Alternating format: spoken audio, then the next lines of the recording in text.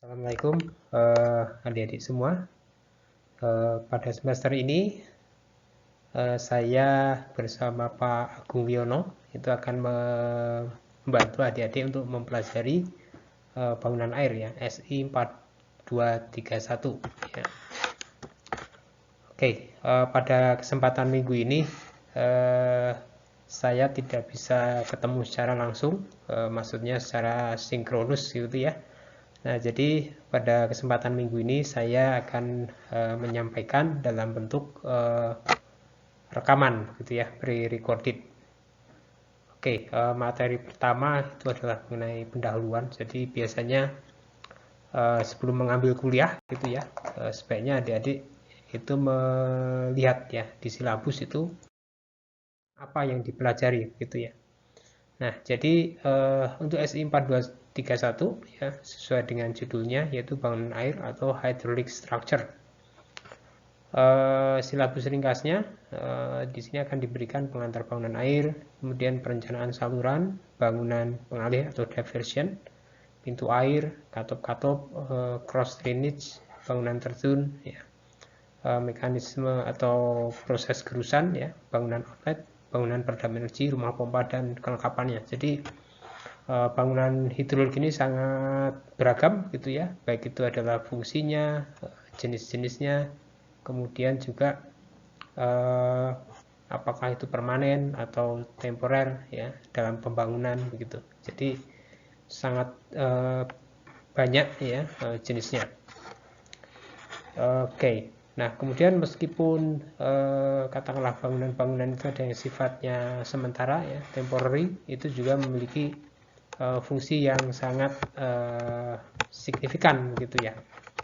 Jadi misalnya membuat bendungan atau membuat bendung gitu ya, kita kan tidak bisa bekerja dalam keadaan basah begitu ya. Jadi perlu dilakukan pengelakan ya atau diversion, yang mana ini termasuk bangunan sementara ya.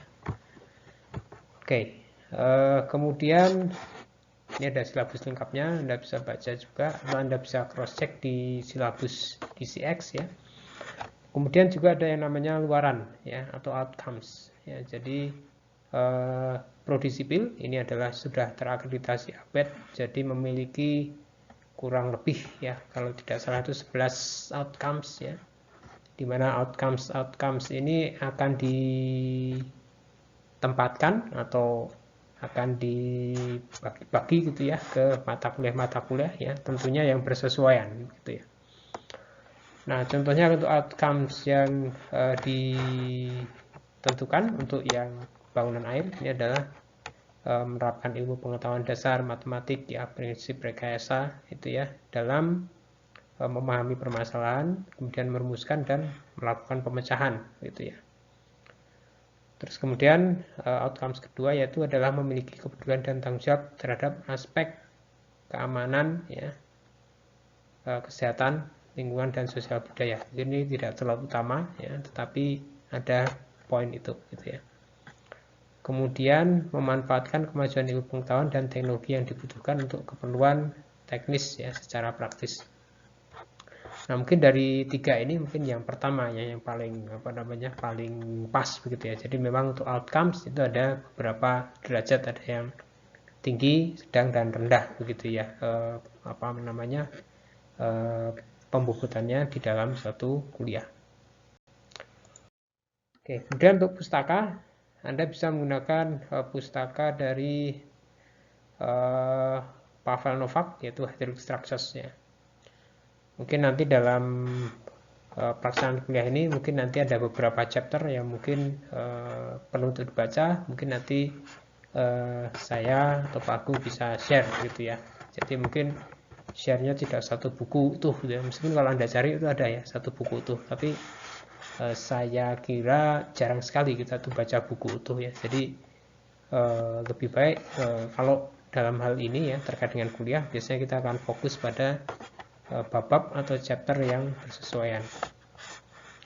Nah, ini ada di perpustakaan begitu ya, tetapi kita kan daring ya, jadi memang tidak bisa berkunjung secara fisik ya. Jadi kita mesti cari textbook yang sifatnya elektronik gitu ya. Kemudian rencana evaluasi dan pembelajaran, ini usul dari saya, mungkin nanti dari Pak Agung mungkin ada apa namanya, mungkin dan kesepakatan adik-adik ya.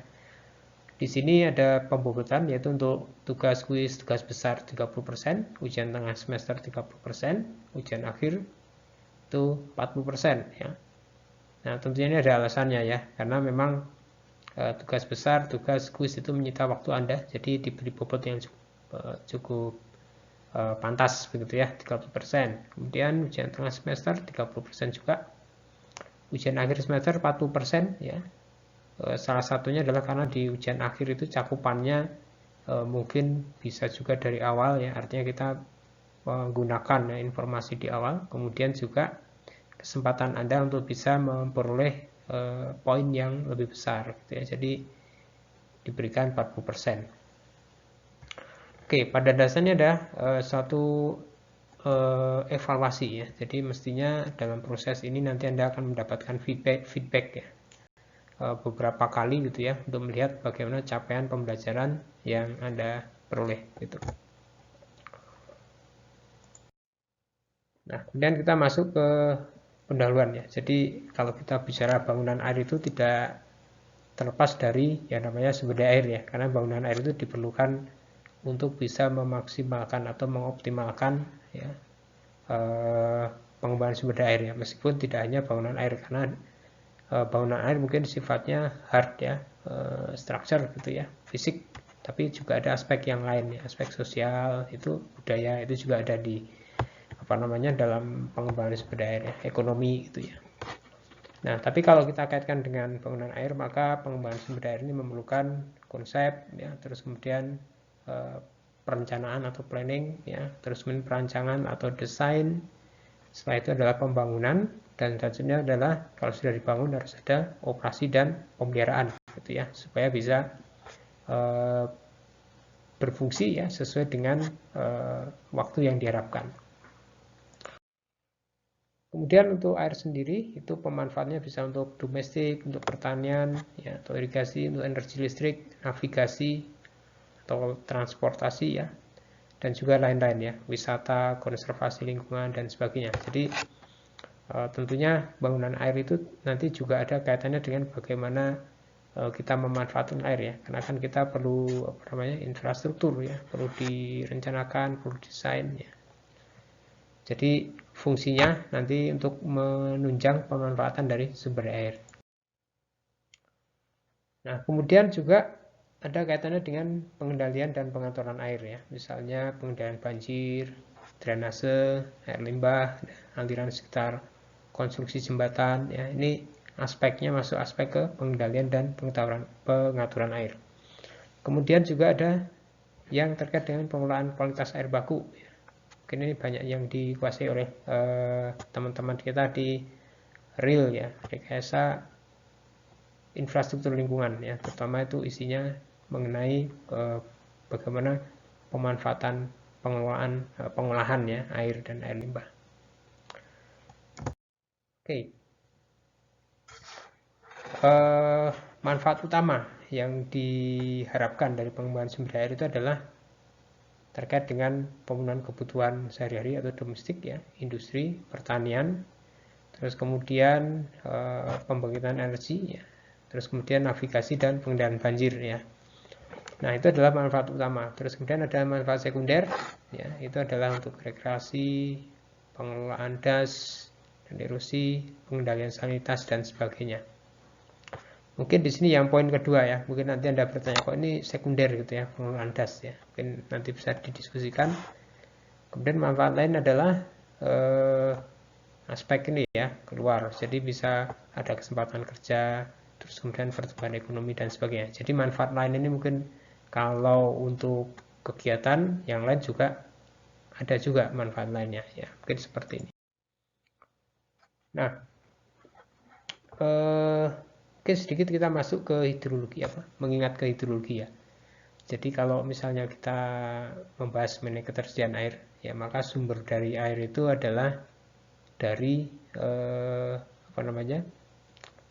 Air di angkasa ya, atau meteoric water. Jadi dalam bentuk presipitasi ya. bisa hujan, bisa salju, bisa embun dan lain-lain. Nah, kemudian presipitasi ini kan bervariasi ya terhadap ruang dan waktu. Jadi ada mungkin tempat yang sering hujan, ada yang jarang hujan, ada yang sepanjang tahun hujan, mungkin ada musim hujan, musim kemarau dan sebagainya. Sehingga tetapi kalau kebutuhan itu tidak ini ya, kalau kebutuhan pasti ada terus gitu ya. Jadi di sini kita memerlukan satu bantuan ya infrastruktur untuk bisa menyimpan air ya dalam periode yang waktu berlebih gitu ya, terus kemudian dipakai pada waktu kita kekurangan. Nah, seperti apa sih kalau berlebihan dan kekurangan itu? Ya, kita lihat ya, kemarin ada banjir itu air cukup melimpah ya, tapi kita tidak bisa pakai ya. Tapi pada musim kemarau ya kita perlu air tapi nggak ada airnya gitu ya. Jadi di situ ada tentunya ada apa namanya upaya seharusnya untuk membalanskan. Nah, jadi diperlukan infrastruktur untuk juga untuk mentransport air yang disimpan. Jadi kalau kita nyimpan air, bagaimana transport ya. Jadi itu perlu juga di apa namanya direncanakan, dirancang. Gitu ya. Nah, kemudian kalau misalnya untuk proyek sumber air ya, apa saja sih langkahnya gitu ya.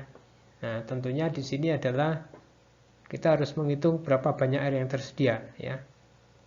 Mungkin presipitasinya, kehilangan airnya, bagaimana limpasan permukaannya, debit banjirnya berapa, terus kemudian kita bisa menghitung volume tampungan waduk gitu ya.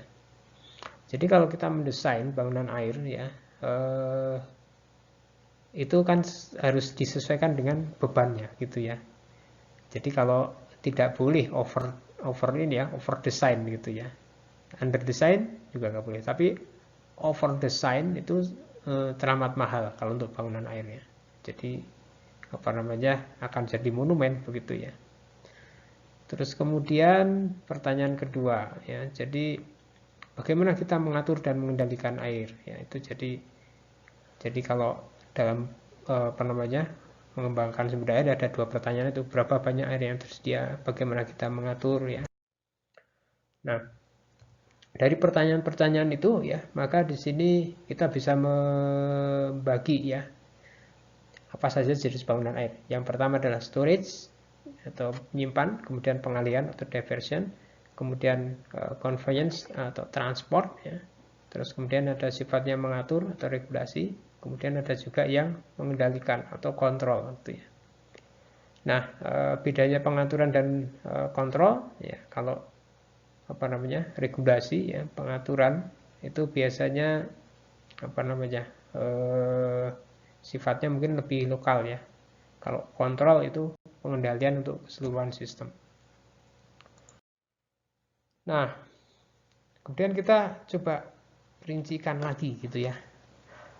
Apa jenis dari bangunan air itu, macamnya gitu ya. Di sini ada banyak. Jadi kalau kita bahas hydraulic engineering ya, atau rekayasa hidrolis atau juga ini bangunan air gitu ya. Itu ada banyak aspeknya. Pertama ada water supply ya.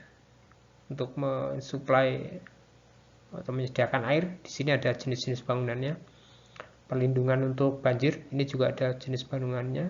Kemudian pembangkitan tenaga listrik, ini yang diperlukan juga ada di bawah sini. Untuk navigasi atau transport, ini juga ada macam-macam ininya, macam-macam bangunannya. Kemudian untuk irigasi juga ada, ya, irigasi drainase. Terus kan ada wastewater dan environment. Jadi yang dua terakhir ini mungkin kita apa namanya katakanlah kalau dalam kuliah mungkin kita tidak akan membahas ini ya, tetapi nanti kalau misalnya Anda sudah lulus mungkin juga akan ketemu ya bagaimana sih desain ini gitu ya. Jadi apa sebagai orang sipil gitu ya, karena kan ini biasanya nanti akan untuk konstruksi itu akan urusannya dengan orang sipil gitu ya. Nah, jadi kalau kita lihat di sini ada bangunan-bangunan yang apa namanya katakanlah yang hijau-hijau ini ya, ini adalah yang katakanlah yang merupakan bangunan khasnya lah dari masing-masing jenis apa rekayasa hidrolik ya di sini ya. Seperti ini misalkan water supply kita perlu dams dan reservoir ya. Bedanya apa sih gitu ya. Nah, dam itu adalah bendungan ya, bendungan. Jadi bedakan bendung dengan bendungan. Jadi kalau dams itu adalah bendungan, Di mana adanya bendungan itu nanti akan menciptakan atau menimbulkan konsekuensi adanya reservoir, ya, seperti itu. Nah, tapi kalau misalnya apa namanya dengan flood protection beda lagi ya. Di sini tidak ada ini apa namanya reservoir gitu ya, tapi yang ada adalah retaining basin. Jadi basin untuk memparkir ya sementara waktu air dan juga untuk meresapkan. Kalau hydropower atau water power ini ada bendungan, ada reservoirnya, ada turbin ya untuk membangkit. Kalau navigasi bangunan yang khasnya itu adalah kanal dan locks. Locks itu apa sih?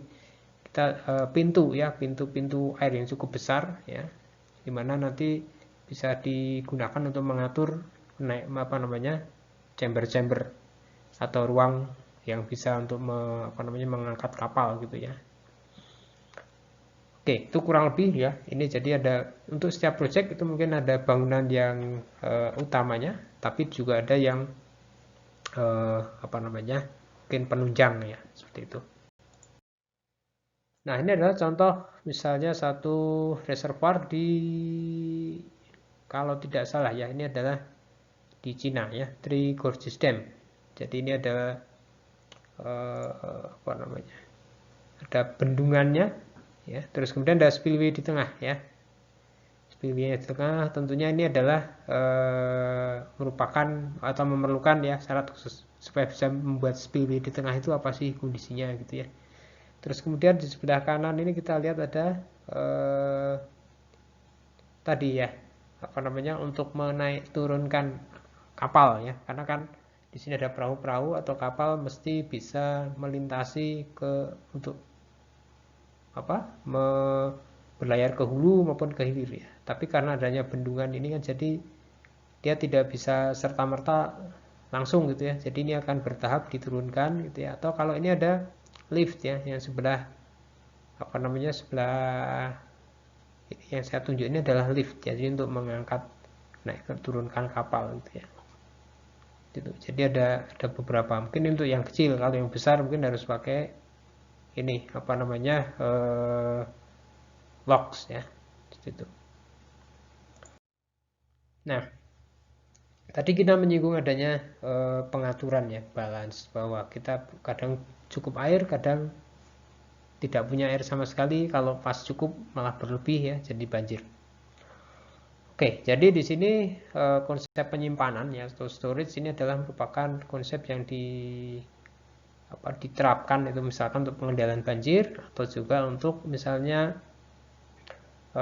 untuk tampungan untuk air baku ya. Tapi di sini adalah contoh misalnya untuk perencanaan ya kebutuhan dari bendungan atau reservoir.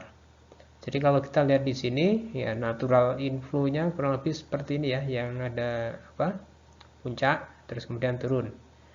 Nah, tapi kalau misalnya kita bisa memiliki reservoir yang cukup, maka kita bisa memiliki pengaturan ya. Jadi air yang dihilir itu maksimum harus berapa? Nah, ini bisa diatur di sini. Nah, tapi ini volumenya ya pada prinsipnya sama yang di bawah kurva ya. Terus kemudian yang di bawah kurva ini volumenya sama ya. Kenapa? Karena balance ya. Yang diatur airnya sama. Jadi yang di bawah kurva hidrograf ini dengan yang di bawah outflow ini sama ininya. Oke, terus kemudian nah kalau yang tadi ya, yang tadi itu adalah oke, nanti kita bisa balik ya. Jadi lanjut aja. Jadi ini untuk misalnya kondisi ya, di mana ada banjir yang masuk atau inflow ke satu reservoir. Jadi di sini inflow-nya kurang lebih seperti ini ya. Terus kemudian outflow-nya seperti ini. Jadi pada waktu peak outflow sekian itu artinya apa? Artinya sebagian yang berada antara ya, grafik inflow awal dengan grafik yang bawah ini adalah disimpan ya. Terus kemudian yang keluar dari reservoir ya, yang kelebihannya itu adalah yang diarsir ini, jadi excess water, jadi ada tambahan gitu ya. Nah, tapi ini adalah apa namanya, kalau kita lihat peaknya lebih rendah gitu ya.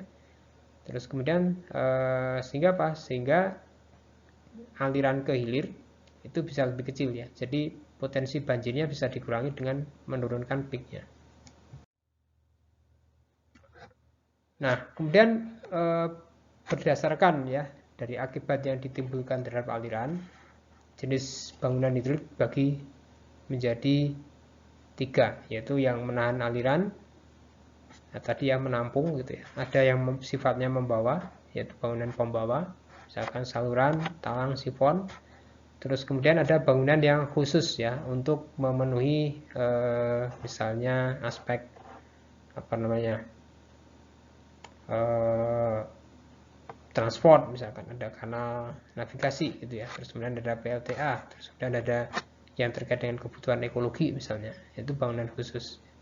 Jadi intinya ada penahan aliran, ada pembawa ya, pembawa dari aliran, dan ada bangunan khusus ya untuk fungsi selain yang terkait dengan alirannya itu sendiri gitu ya. Oke, selanjutnya bagaimana sih sebenarnya kalau tata letak bangunan hidrolik itu gitu ya. Nah, jarang sekali kita memiliki misalnya project satu dan lainnya layoutnya sama, itu jarang ya. Tapi pertimbangannya ada beberapa di sini. Jadi untuk apa namanya memberikan wawasan aja ya. Mungkin nanti pembahasannya mungkin Anda bisa apa namanya cari literatur atau mungkin nanti kita bahas belakangan. Jadi ada aspek-aspek yang sifatnya teknis ya, ada ekonomis, lingkungan, sosial. Jadi ini 4 hal ya yang harus diperhatikan ya terkait dengan pelaksanaan satu proyek gitu ya. Mungkin mulai dari konsep atau desainnya ya itu sudah dipikirkan kira-kira dampaknya apa gitu ya. Supaya apa? Supaya nanti kalau itu dibangun itu ya, itu memang segera berfungsi ya sesuai dengan diinginkan. Jadi tidak ada waktu tunggu lagi gitu ya. Jadi dibangun, oke, memang ada demand-nya gitu ya. Kenapa? Karena kalau misalnya kita membuat bangunan tapi berfungsinya itu kita masih perlu menunggu, berarti artinya apa? Artinya kita ini apa namanya membuang ini ya dana yang telah diinvest dalam apa namanya pembangunan suatu infrastruktur gitu ya. Itu. Terus kemudian ada juga pertimbangan yang tadi ya ini ada teknis, ekonomi, lingkungan sosial. Kalau yang teknis seperti apa gitu ya? Ya karakter teknisnya misalnya di sini contohnya gitu ya, karakteristik saat banjir gitu ya. Terus kemudian bagaimana apakah aksesnya ke bangunan-bangunannya gitu ya. Terus kemudian bagaimana dengan sedimentasi yang ditimbulkan gitu ya. Misalkan kita membuat bendungan. Nah, di situ ada sedimen yang mengendap gitu kan. Atau mungkin irigasi ada kantong lumpur dan sebagainya. Ya, jadi pemeliharannya seperti apa. Kemudian ada juga yang terkait dengan karakteristik aliran untuk navigasi misalnya. Karena untuk navigasi itu kan apa namanya kapalnya itu manuvernya kan juga tidak bisa tiba-tiba ya, jadi harus diatur gitu ya. Jadi kondisi alirannya mungkin juga harus direkayasa begitu ya, supaya memudahkan kapal itu bermanuver. Terus kemudian aspek teknis yang lain adalah terkait dengan keamanan bangunan ya, terutama bangunan-bangunan yang jika terjadi kerusakan itu menimbulkan kerugian yang sangat tinggi ya, misalnya bendungan. Oke, ini adalah contoh tata letak bangunan hidrolik ya. Ini alirannya dari kiri ke kanan. Jadi ini ada komponen-komponennya ya. Nanti Anda bisa lihat ya. Bisa di apa namanya? Bisa di pause Anda lihat oh ini seperti apa gitu ya. Kemudian ini juga misalnya contoh yang di Three Gorges Dam. Jadi ini ada apa? Ada ship lock-nya, ada ship lift-nya, ya ada dam-nya, ada power plant ya, spillway ya. Jadi sangat lengkap ya, ini contoh yang Gorges Dam. Terus kemudian contoh yang lain misalnya seperti ini layoutnya ya, jadi ini ada pelimpah juga, ada spillway, ada intake tower. Terus kemudian ini posisinya, ini bendungannya beda ya dengan yang Three Gorges ya. Ini adalah bendungannya kalau kita lihat seperti ini tipe urugan ya, urugannya apakah rockfill ataukah earthfill ya. Ini tapi di sini menunjukkan dia adalah bendungan timbunan atau urukan gitu ya. Ini ada komponen-komponennya juga ya. Nanti ada pause Anda lihat ya. Oke, sebenarnya apa yang menyebabkan pertimbangan dalam layout ya. Jadi layout itu kalau kita lihat tiap project itu akan berbeda. Jadi ini tapi poin-poin yang dipertimbangkan kurang lebih sama ya. Misalkan dampak gurusan terkait dengan fasilitas lain yang akan dibangun, integrasinya seperti apa gitu ya.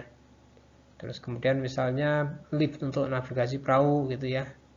Ini tidak berdekatan dengan intake ya. Kenapa? Karena kalau dekat intake nih kapalnya bisa terganggu gitu ya. Terus kemudian misalnya alasan dari layout itu adalah pertimbangan penempatan bangunan ya, penguras sedimen ya, posisinya di mana gitu ya. Terus kemudian juga pertimbangan keamanan darurat dari bendungan. Jadi katakanlah kalau ini poinnya ya, itu adalah bagaimana sih supaya bangunan bendungan ini ya, atau itu kalau misalkan rusak tidak menimbulkan kerugian yang terlalu besar gitu ya. Oke. Nah, kemudian bangunan air itu ada juga dua tipe ya, ada underhead, ada headless ya. Jadi kalau underhead itu adalah ada perbedaan tinggi muka air yang signifikan ya, misalkan bendung-bendungan gitu ya. Kalau bendung mungkin beda tingginya mungkin 3 sampai 10 meter, mungkin 10 juga tinggi ya. Mungkin 3-5 meter gitu ya. Tapi kalau bendungan bisa puluhan, mungkin bisa sekian ratus meter ya. Mungkin di bawah 200 ya, tapi 100 berapa meter. Terus kemudian ada juga bangunan yang tidak menimbulkan perbedaan headnya atau tinggi muka air, atau tidak menimbulkan perbedaan tinggi muka air yang signifikan, misalkan bangunan pengelak, pembilas dan lain-lain. Karena sifatnya ini adalah menghantarkan aliran. Nah, kemudian contoh yang lain ini adalah kanal ya, ini terusan ya, untuk memfasilitasi pergerakan dari kapal atau perahu ya. Jadi kalau Anda lihat ini ada pintu-pintu air ya. Ini tipenya tipe mitre ya. Jadi kalau Anda lihat di pintunya ini desainnya ini ya.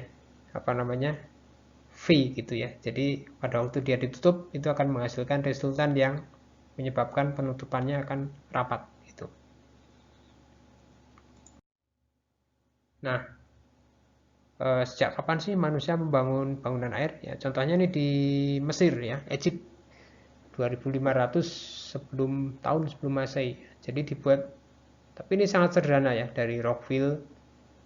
Terus kemudian, nah mungkin kesalahannya adalah belum lengkap bangunannya, hanya untuk menahannya. Jadi pada waktu terjadi air yang banyak ini melimpah.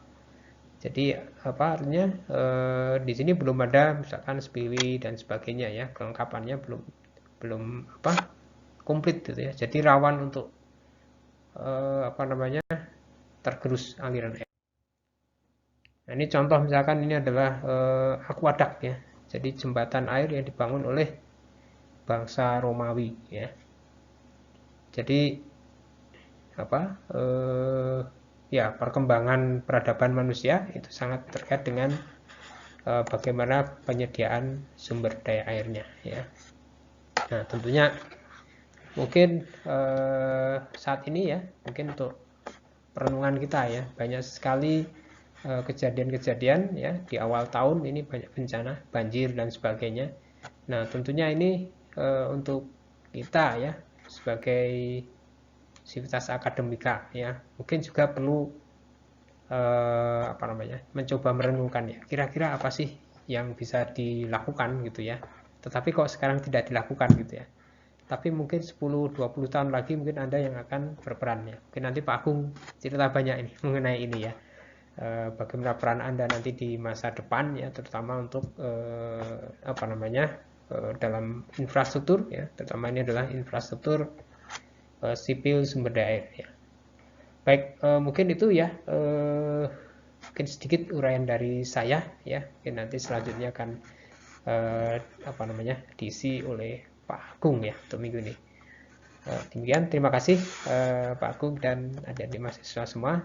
Mohon maaf apabila ada kesalahan. Assalamualaikum warahmatullahi wabarakatuh.